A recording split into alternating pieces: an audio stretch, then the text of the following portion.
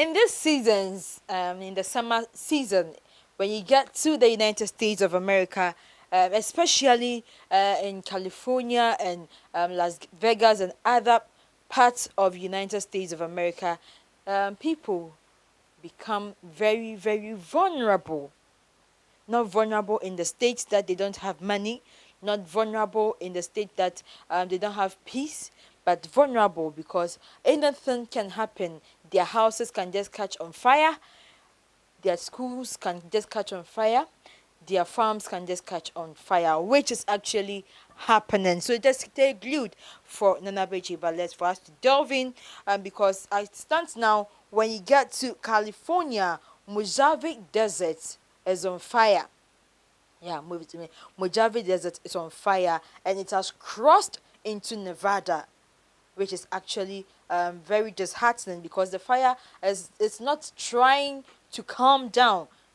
The sun is scorching very, very high. Temperatures are really, really rising, and therefore the raging winds are actually sending in the fires into nearby farms, into nearby preserves where or reserves where the people just go in to view and have lovely atmospheres or environmental atmospheres.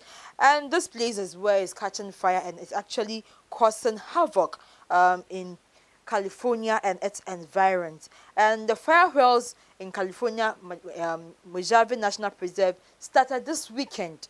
Yeah, just this weekend. That is when it started. And the crews have started battling it. They've battled it and battled and battled and battled. But it seems the temperatures seems not be cooling down at any time, at any moment. And it has roughly napped 120 square miles, which is about 284 square kilometers, through Monday night. And the people or the crews are still out there trying to fight this fire.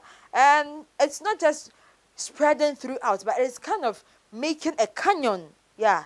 It is making in a way that as a volcano. Yeah, that is how the fire is actually erupting and it is spreading throughout. And due to the windy nature of it, it's actually caused the weather to be blazy. The weather became blazy and actually caused delays in departures. Actually, there was an airport nearby this hazy and blazy environment and actually caused Las Vegas trips to be delayed. People that were traveling from the airport in Las Vegas were actually delayed. That is the Harry Reid International Airport in Las Vegas was reportedly delayed in departures. Yeah, because of the way the weather was, and therefore, nearly 2 hours, the crews were actually battling for the wind to be able to calm down for other people to be able to travel.